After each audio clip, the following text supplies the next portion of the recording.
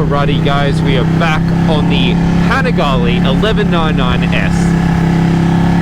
Now if you haven't seen it, I test drove this bike maybe a year and a half ago, maybe even 2 years, except it's the 1199 base model. This is the S. So the S model gets the electronic Oldens, which the gold forks look beautiful in my opinion. Gets some carbon fiber goodies. Oh, it gets LED headlights. Well, I bought this second hand. It is 12 years old, so can't buy them new anymore.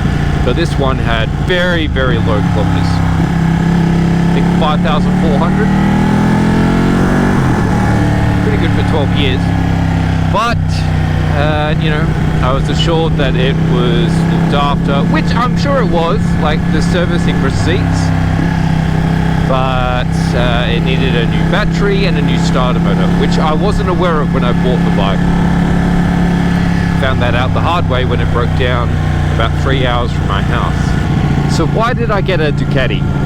Why would I consider selling the S1000 for this? Well, on paper it's hard to make sense of. This is a little bit harder to ride. The S1000 is so smooth.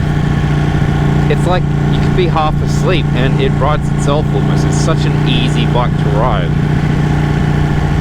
But that gets a little bit boring because you're not having to pay that much attention to it. This is just so, that twin sound is so angry. Now, if you haven't heard this exhaust in person, it's hard to really comment. Because when I first started listening to Ducatis on YouTube, before I'd even seen one in real life, I thought, I don't know if that sound is for me. It doesn't sound that good. But you have to hear it in person. It's just got so much bass to it that a phone camera mic doesn't pick up. Like, it's so thumpy and cool. So the crazy thing, considering this is a 12-year-old bike, it's got an electronic dash, like a TFT. I think it was one of the first in the game to do it. Like, it's common these days, but 12 years ago, unheard of. Even my 2018 S1000 doesn't have one. I actually don't mind needles like the traditional analog tacos.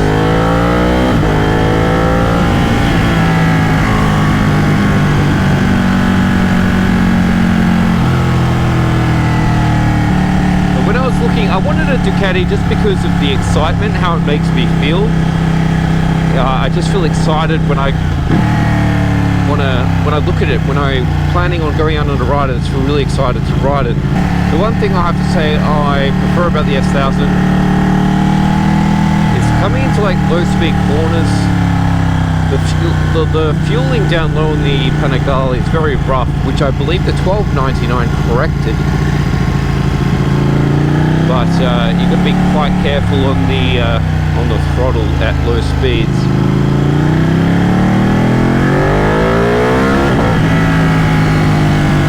I installed the throttle spacers, so that takes out the play in the throttle, which I think is very nice. Makes it a little bit easier to be more accurate on the throttle.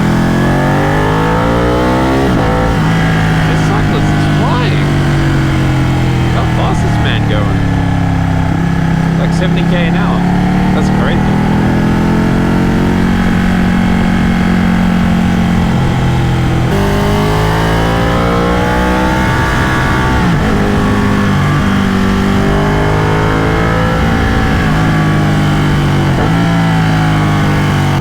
Doesn't love slow traffic like this. I mean, it'll do it, but it really prefers the open road, you know. I know I said before that it lacks an auto blip, but the sound of this engine, I almost like revving it myself, as in rev matching when you shift down. It just feels so rewarding. Another thing to note, especially if you're riding this on a day-to-day basis, they are warm. You know what they say about Ducatis, they run hot. The engine temp is no different really from any other bike. It's just the fact that the exhaust from the rear cylinder just happens to run underneath your leg, underneath the seat. So I find your right thigh gets very hot.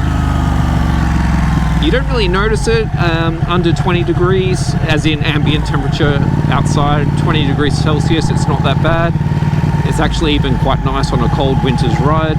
It's like an inbuilt heated seat option, but anything more than 20, 25, 30, it's going to be pretty unpleasant, I have to say.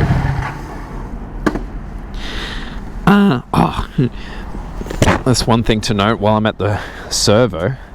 Now, I'm not one to really give a crap about fuel mileage, really, like miles per miles sort of thing. If I'm enjoying it, I don't really care. What's like $5 extra or a tank really gonna, is that really gonna break the bank? And if so, maybe you should be riding a scooter. But I have to say, the fuel economy on this bike is shocking. It's probably 8 litres per 100 kilometers, which is like more than some economy cars these days. Comfort, I actually don't mind this bike. The riding position, yeah, it's super sport, but I'm used to that. I find it all right. I think the S1000's a little bit comfier. The bars are a little bit closer to you.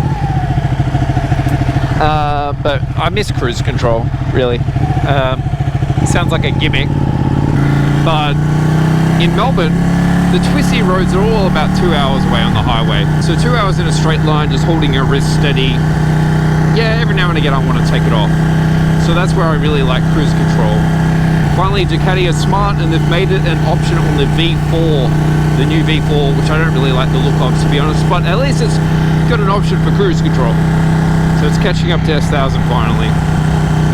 But the seat, yeah, it's alright. Not as good as the S1000. This video sounds like a complete like, oh, but the S1000's better. Look, in most ways, I'd say the S1000 is better. What is better about the Ducati is it looks amazing. It looks like some exotic Italian, I don't know, I wouldn't say Ferrari, but that sort of thing, you know. What else? In terms of modifications, I've deleted the mirrors. I put bar ends. I don't love bar ends, but the stock mirrors were ridiculous. These bunny rabbit ear things, and they just shake like crazy. At 100k an hour, you actually can't see out of them, and they would just shake around, and it just drove me nuts. So I deleted the mirrors, put some flush indicators there that you can see, bar ends on, replaced the grips, put a WRS windscreen on, so it's a little bit taller than a stock screen. I think it looks better, and it's less air, less wind on you on the highway.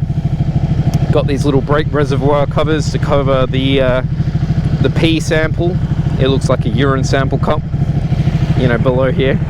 See, it really does look like pee, but yeah, I think they look much nicer. See, I've got all these carbon fiber OEM pieces in here. The front wheel guard, the rear wheel guard, carbon fiber. The fit and finish on this bike is just pretty mega. In terms of working on the bike, I have to say, like, I'm no mechanic, but I generally try to do mods myself, installations, and this is the hardest bike I've ever worked on in my life.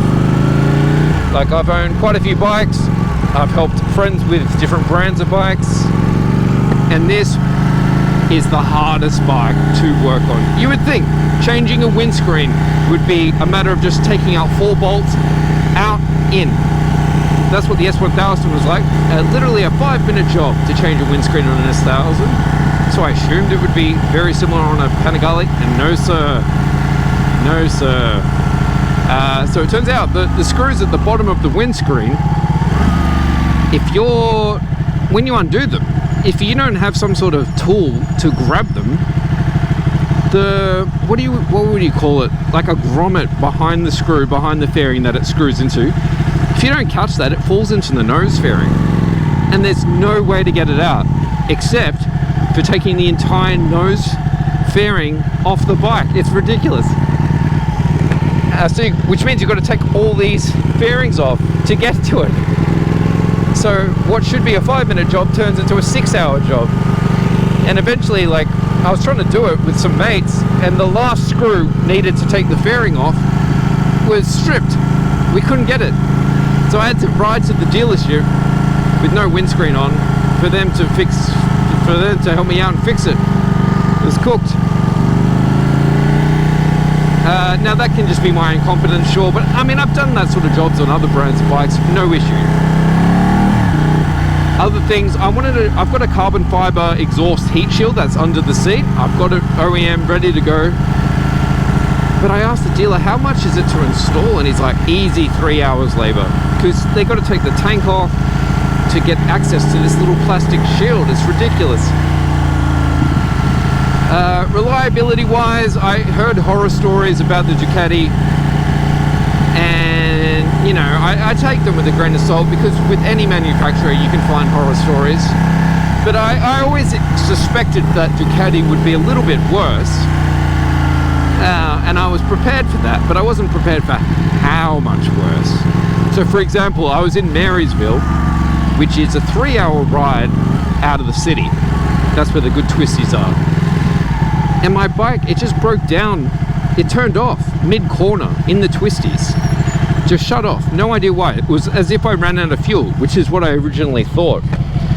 Fortunately, I was going downhill, so I chucked her in neutral and just coasted the bike down, back into town, put some petrol in, thought I'd be good. Go to start it, nothing. So it turns out the starter motor went. Hear this exhaust. Oh, what a sick exhaust. Hello, sir. You get some crazy looks on the Ducati. It's a great looking machine, sounds amazing. Now, where was I? Oh yes, Marysville, broke down, wouldn't start. Turned out, starter motor went. So I had a mate come out, give me a tow. I had a new battery put in. Oh yes, that takes me back a few weeks prior to that. I went to ride the bike, wouldn't start, battery was dead. Ducati ownership, they said, oh, it's too hot to be pushing this in a leather jacket. Basically, the battery's dead, bike won't start, so I gotta push it up this big ass hill. This is my workout for the day. This is hard work.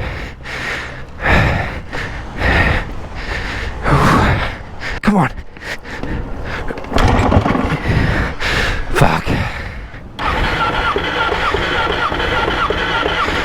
Fuck. Alright, take two. I can't get it. Got a new battery. Bike was fine after that. But then it turned out the starter motor was bad, and that's what was killing the batteries. So I got a new starter motor. And then it fixed it.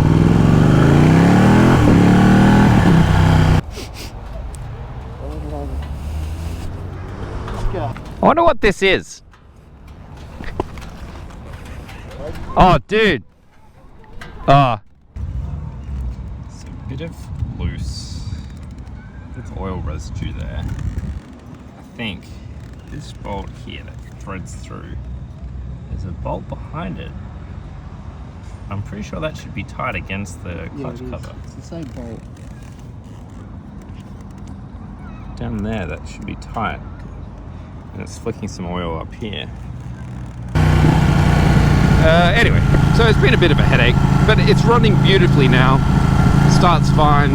A little bit of a whine on a cold start, but other than that, it's fine. Would I buy it again? Honestly, no. I love the look of the bike. I love the character of the bike. I love the torque. But it's just, I can't trust it. A lot of my rides that I do are all-day rides, 10-hour rides, out of the city, all day. The last thing I want is a bike to break down 10 hours from home. You know, I can't trust it. The only time I'd consider riding a Ducati or owning a Ducati again is if it was new and under warranty. But yes, that's the Ducati. But yeah, let me just quickly go over the mods. So as I said before, WRS windscreen, just a little bit higher than stock, and it's slightly tinted with the smoke. NRC indicators, so it deletes the mirror, puts an indicator there. They're a bit tricky to install actually, because you've got to, when the mirror comes out, there's a rubber gasket that has to go back between the fairing, the screen, and that, and all the screws, and it's just a headache. Bar and mirrors. We've got OEM carbon fiber front guard, Öhlins forks, single-sided swing arm. I love it. It just looks sick seeing the exposed wheel like that. The performance seat, it's a little bit more comfortable than stock. Carbon fiber rear guard, NRC tail tidy. So NRC tail tidy, so it puts indicators up here. They're nice and bright when I turn them on, and it just gets rid of that tail. Let me show you.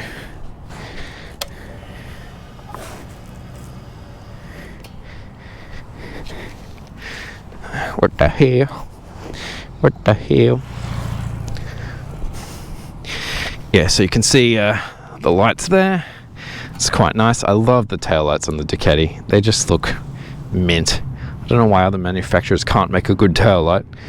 And then, of course, you've got the indicators here, so it's looking pretty good. Carbon fiber, what do you call that? Infill fairings, and near the key, carbon fiber, genuine carbon fiber. The seat cowl, carbon fiber across the suspension here. Bonamici rear sets. It's looking pretty good. It's a pretty mint condition for a 12-year-old bike. Not a mark on it. Very light. Lots of torque. Lots of character.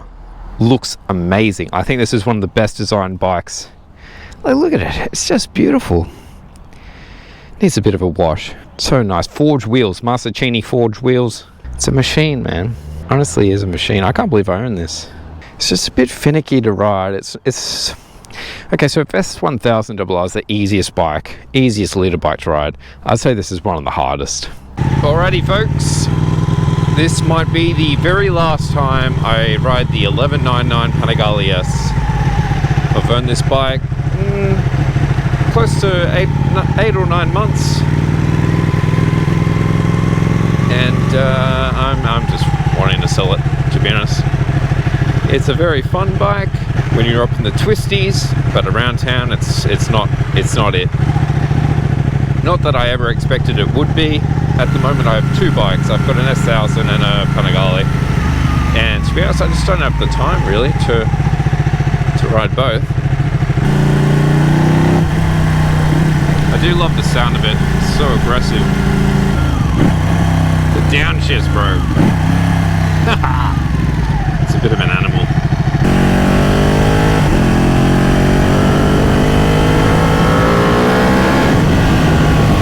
I mean, this bike is fast. I haven't ridden for a few weeks. Jeez, this bike is an animal, I have to say. I can imagine on the track it would just be mental. I remember I took the original 1199 Panigale non-S on a test ride right here, and I was giggling about how the bike sounds right here. Insert that clip here. Can't beat that sound, dude. Oh, dude, I can't get enough of it. How would it sound with a full system? Oh my god! Oh, I love it so much. I'm really curious what the reliability is like. I suppose it's one of those cases where you think you want something more than anything, and it's all you think about. How am I going to buy it? And then you do buy it, and it's just perhaps not what you had imagined ownership to be. Actually, I was so excited when I got it. When I was going on rides, it wasn't until the bike started breaking down that it sort of ruined things for me a bit. They weren't major problems, and they have since been fixed, so the bike runs fine now, but it did sort of just ruin ownership experience. Because now I just look at it and I'm like, well, would I want to take that on a long road trip? Probably not, because what if it breaks down again? Last time I broke down 3.5 hours from home.